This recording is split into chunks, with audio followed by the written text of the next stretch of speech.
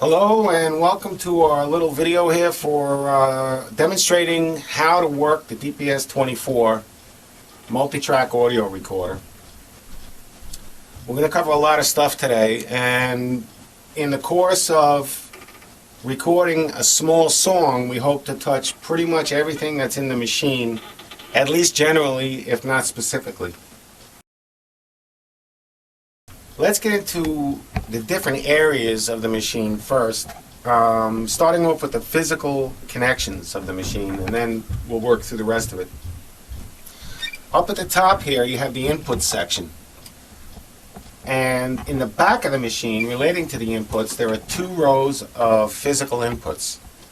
The top, or the A row as designated by the input select buttons, are XLR TRS 1/4 inch combination jacks. What that means is you can plug either a TRS 1/4 inch jack or a TS 1/4 inch jack or a 3-pin XLR connector into those jacks. The second row, or the B row, selectable again by those buttons up there, is strictly 1/4 inch connectors. What that means is you can have 24 different sources plugged in simultaneously and use any 12 at the same time by selecting between the A and B banks of inputs. You also have the ability below the A-B selectors to decide whether you're using a line or a mic input and switch appropriately. After those, the next step down are the trim pots, which allow you to set the input attenuation level according to how hot the signal is.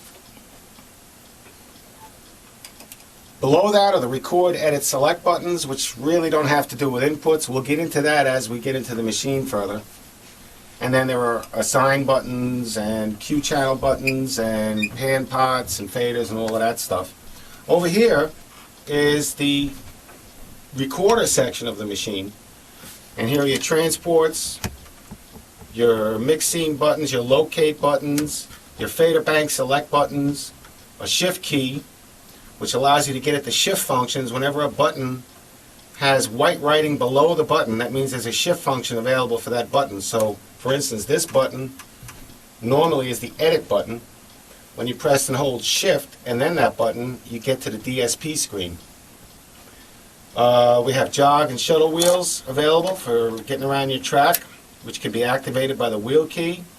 We have an input monitor button, which allows you to monitor any of the inputs through a track, and I'll get into that later too. Mix scene buttons, your numeric keyboard, which allows you to get to locator points and input information data. There are your cursor buttons here that allow you to scroll around the screen once the LCD is activated. You have F and Q controls on this machine. These are soft keys that, depending on the screen you're in, their function changes. And you have a talkback mic and your main left-right meters, LED meters. The next thing we want to do is power on the machine and see what we got as we work our way through a little actual song recording. So with my monitors off, so you don't get any pops, turn the button on the back, the power button on, and let the machine boot up. As it boots, the machine goes through a process where it initializes the panel, scans for drives, and then tells you what drives it finds when it boots up. Internal hard drive is recognized, the internal CD drive is recognized. The next and final thing it does is load a project. Once that project is loaded, you can leave this boot screen and press the main screen button, and there's the current project.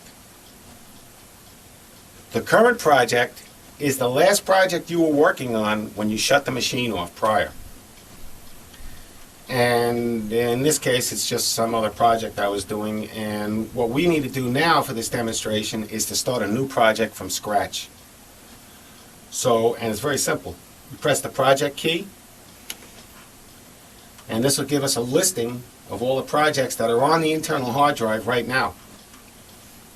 F5 gives us the option to load a brand new project. Now, I've already input a name for one, and I'm going to input another name. Very simple to do. Using the Q knobs on the side, I'm going to call this video demo track. So my caps are up here, and then I can scroll to the right, and my lowercase over here. And then let's put a space in there and do.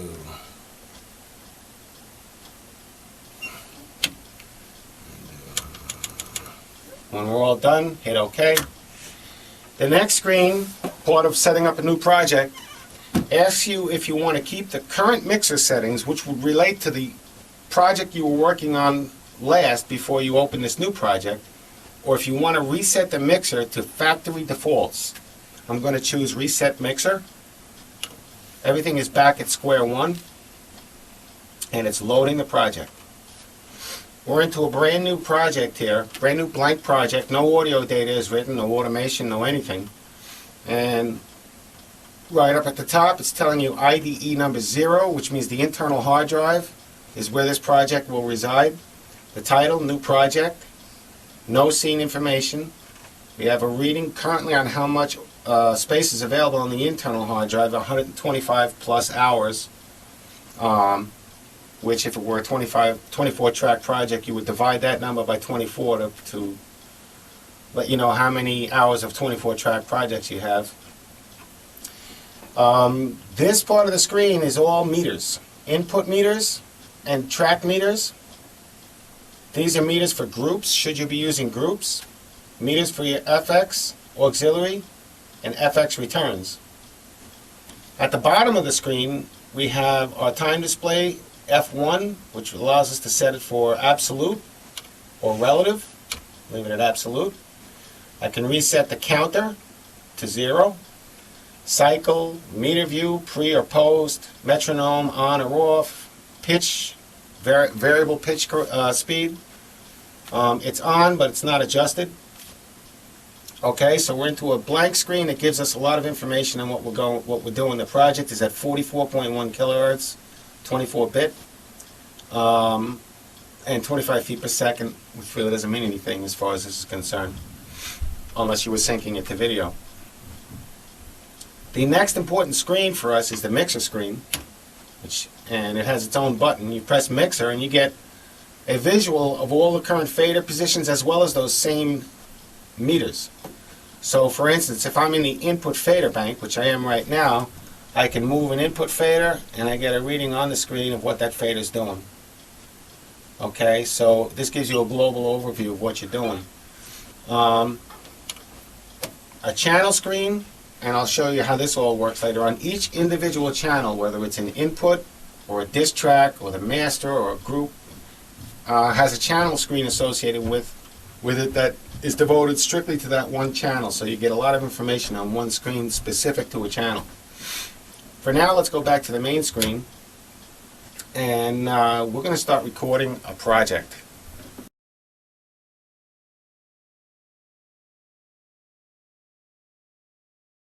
Okay, now we're actually going to get into recording a project, and we're going to work our way through all of this stuff using the project as a demonstration. The first thing I want to do before we even start putting audio down is I want to open up Axis. Axis is a free software that comes from Akai that you can download from their website, and it's periodically updated, all for free. And it works in conjunction with the DPS24 on a computer that you have connected to the DPS24 by its standard USB 1 port. I've got Axis installed on my computer down here, and I'm going to open it up. And what you see is the single screen interface that Axis gives you. It's deceptively simple. It doesn't do a lot of heavy things, but it really gives you a great project overview, and it allows you to manipulate the project too to a certain extent. At the top of Axis, you have a full meter bridge, and when we start rolling, you'll see these are bright orange meters, bright blue meters that turn red-orange when you clip. We have our time counter. We have some other information relating to the project, whether your time code is, whether the machine is synced externally, whether the keyboard is functional, project information, data loading and importing and exporting. We can activate editing for any track from here. We can arm a track for recording. We can turn a track on or off. We can display all the screen names for the tracks, or by hitting, I believe it's the T button, or name button. Yep, it's T. We can turn the track names on or off. We can zoom in on the timeline up here and make the waves scroll faster or slower. You'll have 24 full tracks of scrolling waveforms on here. You can do editing for a track. Turn on edit for that track. Right click, edit. You can cut, copy, erase, insert, paste, or move a track right from the Axis interface. You don't have to touch the DPS24 from this. As well, you can work the transport for the DPS24 from Axis using the computer keyboard, which opens up a lot of possibilities. The computer keyboard can be a remote. You can save wear and tear on your buttons. As you can see, I've, over 3 years, worn some of the writing right off the buttons. You can quick locate to different places in the song. You can put you can define an edit region by inputting in and out points on Axis. We're going to go over all of this. And the one Axis screen remains intact regardless of what screen you're showing on the machine itself. So at any time you have double the information available to you, as well as a nice big bold meter screen. Not necessary to run the DPS24. It doesn't allow you to do anything you can't do on the machine itself, but it makes a wonderful addition. It makes it very easy to get around your project. And we're going to get into other reasons why having a computer in the studio is a good thing anyway. So having a computer and the DPS24 and Axis really gives you a lot of options, a lot of functionality. For the project that we're going to record, I've got some drums programmed on this MPC 1000, which is another Akai piece, which is a great piece too. And we're going to record those drums into the machine as the starting point, the basis of our project. I've got this MPC wired into two inputs in stereo on the back of the DPS24, and you can see right now I have a level on the screen. We're not hearing anything, but I have a level. Okay? The reason why we're not hearing anything is that none of our inputs are assigned to the left-right master output, which is right here. In order to hear something, you want it to be assigned to that. So the first thing we're going to do is I'm going to go to the input fader bank, and whatever fader bank button is lit is where we're at. So now we're in the input fader bank. That means these 12 faders, these physical faders here, 1 through 12, will correspond to inputs 1 through 12. And I can change an input level by moving any fader. The MPC is into inputs 7 and 8. So the first thing I want to do in order to hear the MPC is I want to take 7 and 8 and get a level. While I'm banging on it, I can see the LEDs lighting up, and I can turn these LEDs down, or the input trims down or up, until I start seeing red. When I see red, I'm clipping. Back it off safely until you're not clipping, and I have a nice solid level on the Axis screen or on a native LCD. There's my input levels. For the purposes of this demo, you're going to see me using the Axis screen a lot. One, because it's clearer for the video, and two, because I use it a lot. So this is just the way I like to work. You may want to do things differently. Now that we've got our input trim set, the next thing is we want to hear this stuff, so we're going to assign inputs 7 and 8, where the drum machine's coming in, to the left-right master bus. The way we do this is basically how you make all assignments in the machine. First thing you do is you press the left-right assign button, because that's where we want to assign stuff.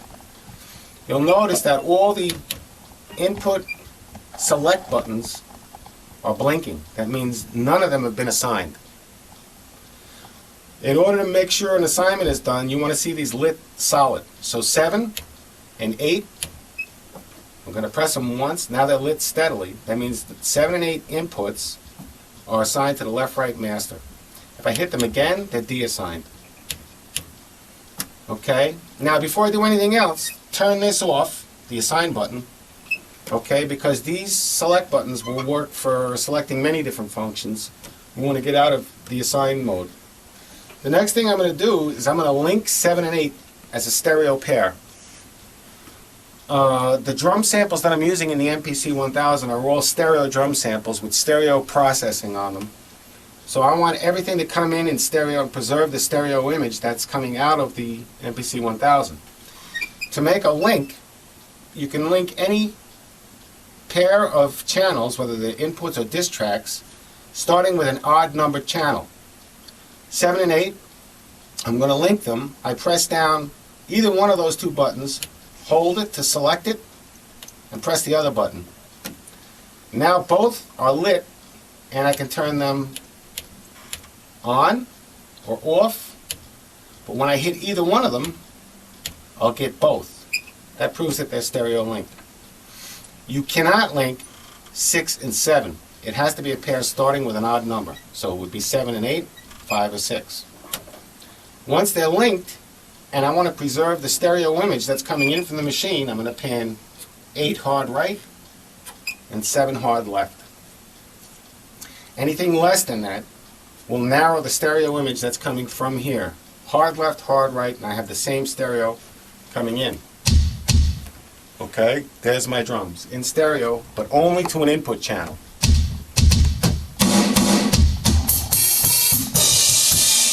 Okay?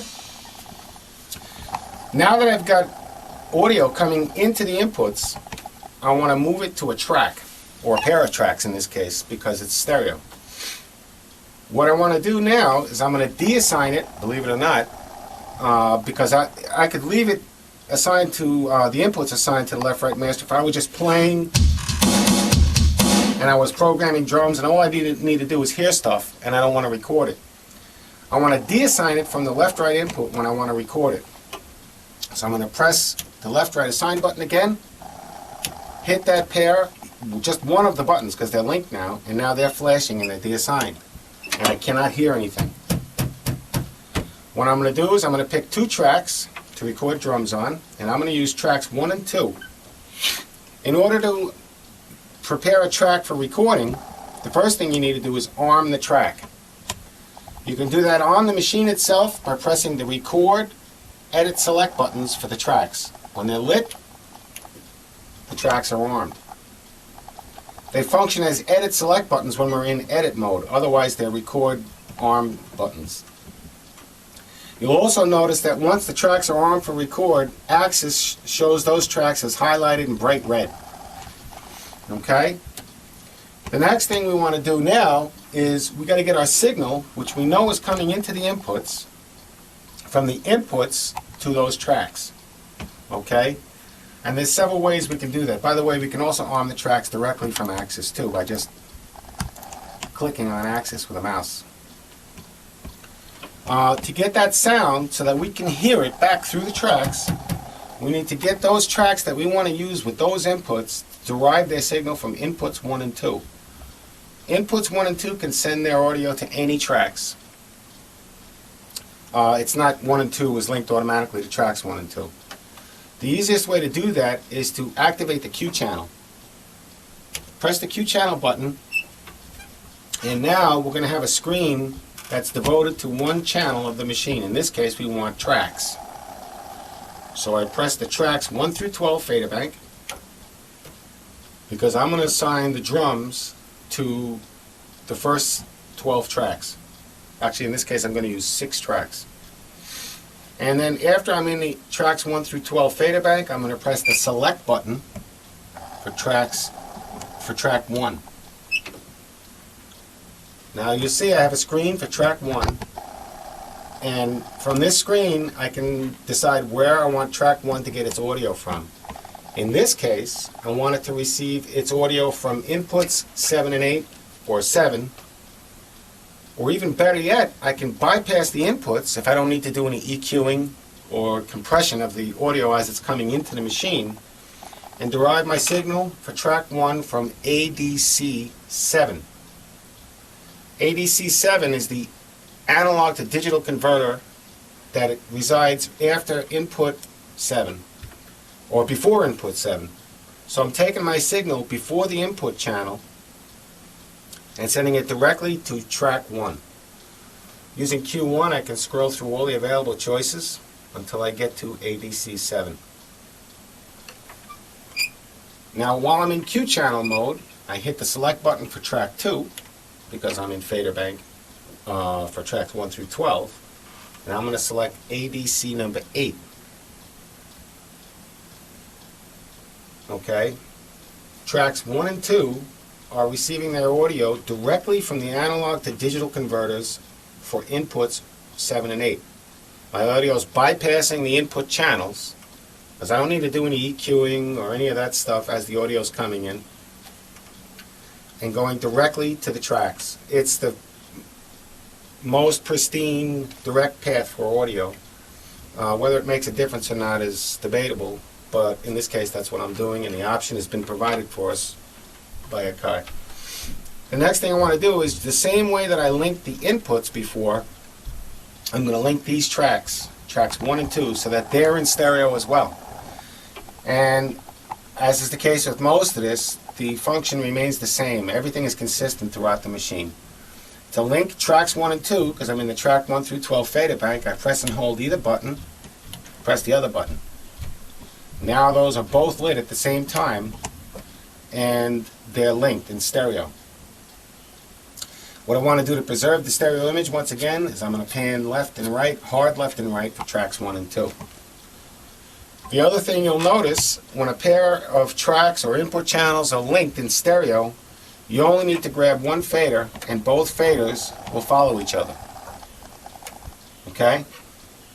If you grab both, you may feel that the faders are fighting each other a little bit because they're receiving data. The faders are touch sensitive, that's why they're metallic. They work off of skin capacitance. If you move one fader, the other one will follow. If you try and move both, you'll feel that you're fighting the faders. Don't do that. That's the machine's way of telling you you're not doing something correct.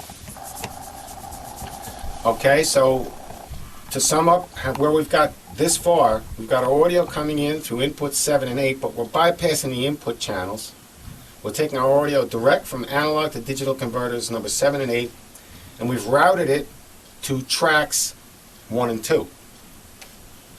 By default, the tracks audio is sent to the left-right master, so we don't need to assign that, but let's just check it. Press on the left-right master assign button, and you'll notice that all the track select buttons are lit steadily, indicating that they've been assigned. That's a default setting on the machine. Of course, it can be changed at any time. It saves you a little bit of button pushing. The next thing is, now we've got our audio showing up on our inputs and on our tracks, but we're only hearing it through the tracks. If I had not deassigned the audio from the input channels to show up at the left-right master, we'd be hearing the input audio as well as the track audio simultaneously at the left-right master. It would be loud and it would sound a little phasey. Right now we're only listening to the tracks. If we were rehearsing a part but not recording right now, we have two options. We could listen to it only through the inputs, and that would require some more button pushing again to assign the inputs back to the left-right master. Or we can use the input monitor button, which allows us to monitor audio through the tracks even when we're not recording. If I press the transport and start the transport on the machine, okay, but I'm not recording, I don't hear anything. Okay? However, if I press input monitor and press the transport, now I can hear stuff. because I'm monitoring the inputs through the tracks. If I'm actually recording, I'll be able to hear the audio as I'm recording it. And I'm going to give you a little shot of that right now to show you how this works. To record, as is normally the case with any kind of recorder, whether it's analog or digital, you would hit play and record at the same time. On the Axis screen, you're actually going to see a red-orange stripe show up on the screen indicating that we're recording data to the hard drive. Okay, now what I'm going to do is I'm going to press play and record. The tracks have been armed because the record, edit, select buttons are blinking for those two tracks. Okay, and I'm going to just record something.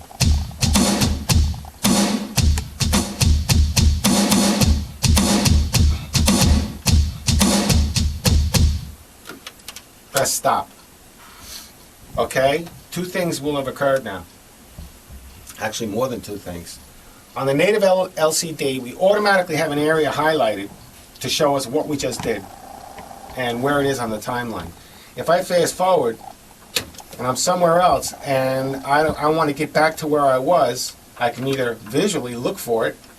Whoop, here comes that big black thing we just did. The other thing that happened is where we started recording is an automatic in point, and where we stopped is an automatic out point.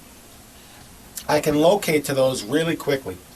I can press the go to button and then hit in, and we're at the beginning of that cue we just recorded.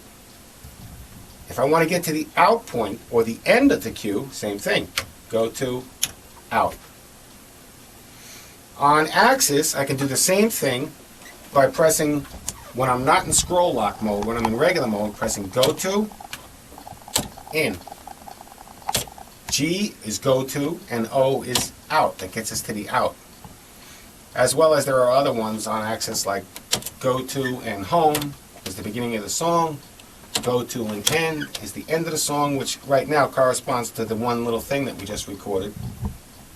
As well as you can store locator points in here. For instance, let's see, say I want to, well, I'm going to activate the wheel here, okay, and I'm going to scroll backwards, okay, using the jog wheel, and I'm going to locate this point. I'm going to store a locator for this. So I'm going to hit the auto locate go to button. On the screen, we get a go to screen, and if we had locates on here, we could scroll up and down the screen and highlight one and hit go to, or go to and play, go to and continue. Okay? We can also store locator points in here as well as name them. And actually we can even name them right from this computer keyboard too. I can now that we have in and out points for a part that we just recorded, I can also put an in no matter where I want to, and I can go to that in point now, which is the new in point. You can put in quick locator points too, where you can hit go to and any of these numbers on the numeric keyboard and go to a quick locate. You can store those as well. The main ones I use are go to in, go to out, go to stop, brings you to the beginning of the song, go to fast forward, brings you to the end of the song. Everything else is, you know, up to you how many you want to store. You can store a whole bunch for a song. To summarize again, we just recorded a little bit of audio. We sent our ADC audio direct to tracks 1 and 2. We armed the tracks. We checked our levels, we hit play and record, and we have audio stripe. I'm not going to keep that audio, so I'm going to press undo. The last thing we did was record audio, so it just undid it, it wiped it off. Now I'm going to go back to 0 by hitting go to and stop, or if I wanted to, I could do it from Axis and hit go to home. We're back at the beginning. The next thing to do is to actually record the real audio that I've already programmed in the drum machine and start building our tracks on here. In this case, I could just start the transport and then start the drum machine, but what I'm going to do is, in case I want to add anything in sync later on, I'm going to use the DPS24 to send MIDI clock to the drum machine to tell it when to start. The first thing I'm going to do is I'm going to go into setup, okay, and then I'm going to hit the F2 tempo button. I'm going to input a tempo value in here, and do it right from Axis as well as from the LCD. I'm going to hit scroll lock mode on here, and I'm going to do 100 beats per minute. 10. And when you got it in there, just hit enter, and there it is. I'm not going to do a tempo map per se, it's not necessary in this song. I'm just going to leave the time signature at 4/4. And what I'm also going to do, even though it's not really necessary, is I'm going to push the start of the song 2 seconds after the 0 point, just to give me some room should I need it to play with. I've got the wheel on, and I'm going to scroll till the 2 second point, which should be right here, okay? And on this tempo screen, I'm going to press reset start, which will reset the actual start of the song at the 2 second point. Okay? Now, in order to make the DPS24 start the drum machine, the only other thing I have to do besides making a MIDI connection between the DPS24 and the MPC 1000 is to press the external sync button. Whenever I start the DPS24, the way the MPC 1000 is set up, you don't have to do anything over here. It'll automatically detect incoming MIDI clock, and it'll start the drum machine, but not at 0. We reset the start at 2 seconds. That gives us 2 seconds of lead in, and when I hit the 2 second point, it's going to start the drum machine. And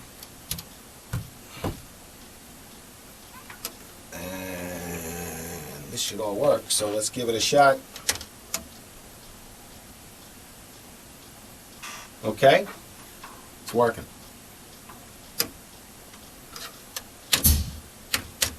Now in order to hear it, because I wasn't recording, all I have to do is press input monitor and we'll hear it.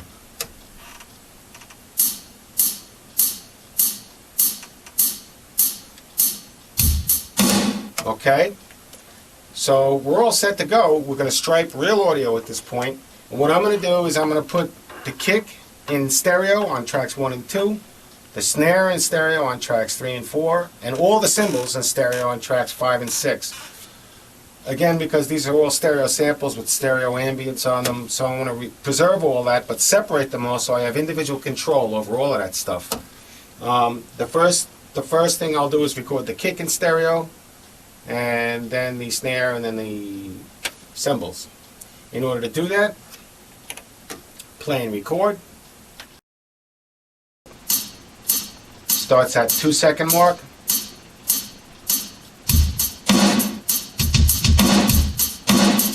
And that's what we're going to do. Okay, now what we've done is I've recorded a short amount of audio, maybe a minute and a half of audio, to 6 tracks. And again, I got my signal at my input. I routed that to the tracks using the Q channel screen, selecting the source audio for each track. I've recorded the bass, the kick drum, bass drum, to tracks 1 and 2, because I'm in the tracks 1 through 12 fader bank. Those are linked in stereo.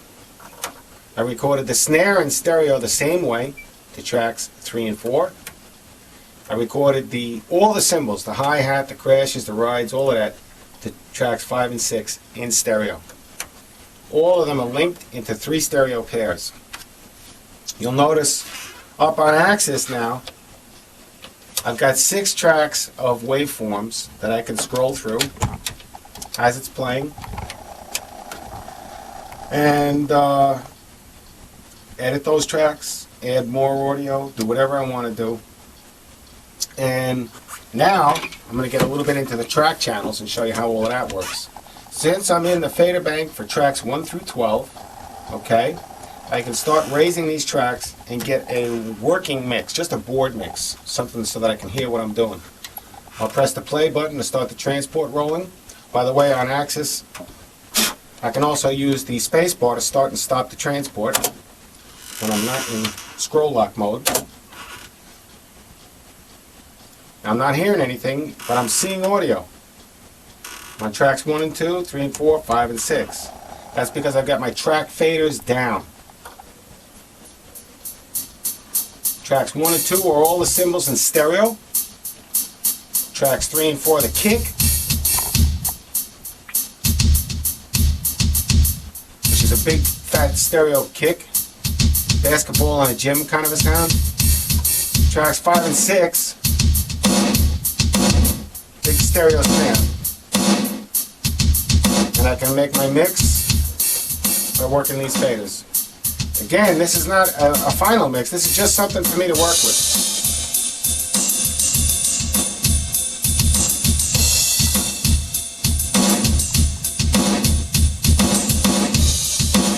That sounds pretty hip and I like that.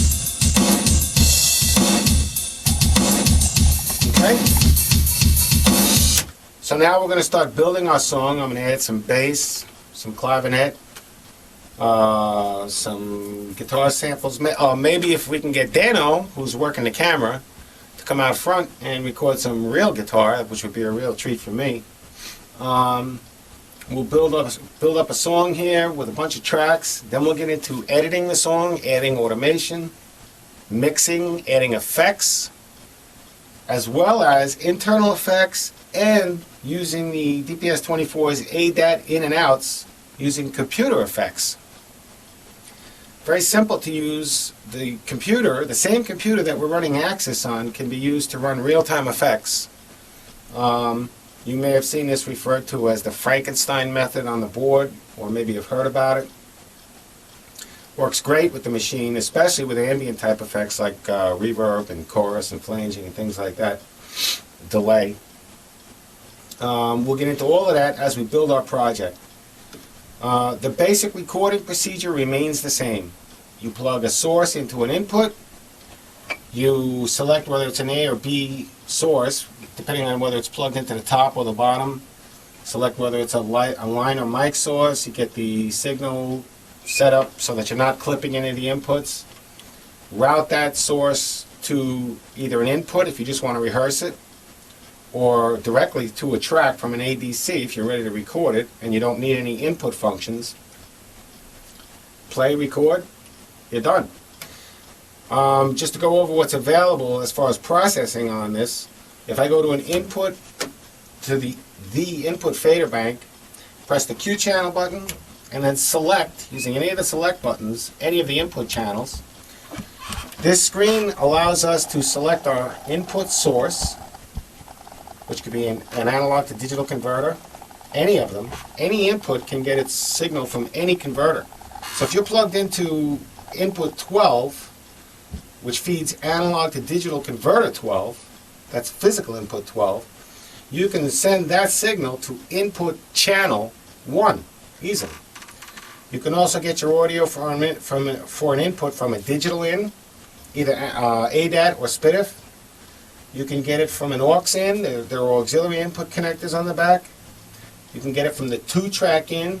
The DPS24 has standard 2-track inputs, which are the only non-balanced inputs on the machine. They're RCA type connectors, which you would normally find from a reel-to-reel tape recorder. Any of the ADAT sources. I have the ADAT expansion board on my machine, so in addition to the 8 ADAT channels that come standard on the machine, I can have 24 different ADAT sources. An input can receive its signal from any of the internal effects channels too. So you can take an internal effect, route it back to an input channel, process it with either EQ or compression, and send that resulting effect, which has been reprocessed, to a track to record it, or to just the left-right master to not record it and just use that process. And you can as well record the metronome by sending the metronome either to an input or direct to a track. You can also invert the phase, attenuate it, and select whether your meter is pre or post fader. And by the way, these channel screens are the same for all the channels, all the input and the track channels. They're a little bit different for the masters and the groups. You also have F2, which is a utilities button, which allows you to name that channel, that input channel. You can copy it by just selecting another channel, and you can copy all the settings from that one channel to another channel. And you can reset it, which zeroes everything out.